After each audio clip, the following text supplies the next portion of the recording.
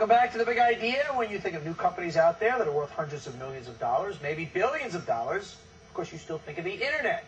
The culture-changing MySpaces, YouTubes of the world, well, there's another name to add to that lucrative list. This is the man, Geoff Cook. The man who told the newspapers he'd be a millionaire by age 24, and did it. This is the idea. He sat down to dinner with his kid brother and sister, who wanted an online yearbook just for high school kids. He wrote a check and made them partners, and myyearbook.com was born. Here's the hook. Because real teenagers are running the company, the website is attracting teens as users. And the result, myyearbook.com is one of the fastest growing websites anywhere. There's more than 1.5 million users, is growing by as much as 6,000 members a day, and is considered by some to be gaining momentum faster than MySpace. The site is now valued in the tens of millions. Welcome to the show, the president of myyearbook.com, Geoff Cook. Welcome, sir. Pleasure to be here. Thanks for having me. We're doing a span of entrepreneurs tonight, guys that have taken ideas, started businesses. We've talked to some of kind of the old school methods. Guy that started Hawaiian Tropic, a classic consumer product. A guy who started a more new age consumer product, vitamin water. And now, of course, yourself in the new media space. And the interesting lesson, the thread of all three of those were there were already existing products there. The world didn't need another product. The world did not need another networking site as far as with the MySpaces out there. So give me the idea just a year back for myyearbook.com and why you said, guess what? I could do this and I could do a new one better than anybody else. Well, actually, the idea was originally my brother and sisters who were 16 and 17 years old.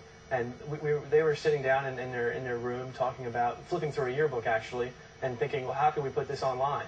And a couple days later, I had dinner at their house, and they mentioned that idea to me, and it just struck me as genius, because they hadn't even been aware of Facebook, and here they were coming up with the same idea, but at the high school crowd. So basically, I wrote them a $250,000 check, and we've been off to the races ever since. So your idea was basically, okay, you've got these networking sites out there. I'm going to just concentrate on the high school crowd. It's going to be there. That was the simple idea, duh. That's right. And with David and Catherine being 16 and 17, that was powerful. I mean, only 12% of MySpace users are actually teenagers right now. And so it's a very powerful thing to go onto a site and have 90% of the audience be teens. It's amazing. So basically now you take from idea, okay, got the simple idea, networking for high school kids. They're not being underserved. Where do you go from there? Well, there you have to build the site. That's the hard part, right? So we went to India, and we actually looked for a place to build the site, have it programmed. David, Catherine, myself, we were all writing specs, sending them to India each night on IM at like midnight because it's morning there in Mumbai. And by August, we launched across the world. We launched in April at just their school, and then in August we launched across the world. And now we have 1.5 million members.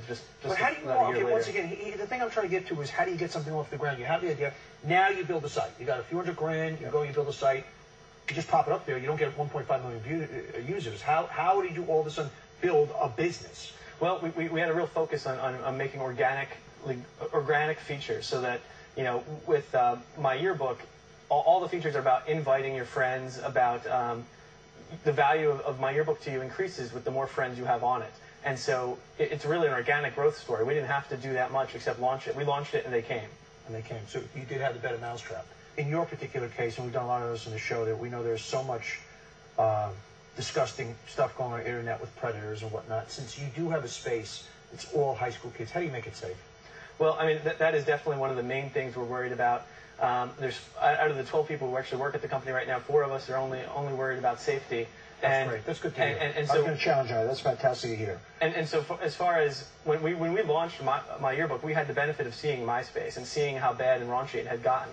And so what we did was what we made our policy is when anybody had any nudity, we removed their profile immediately. And so the policing of the community actually made a big difference and never reached that tipping point where the graffiti of nudity led to more violent or more sexually charged atmosphere.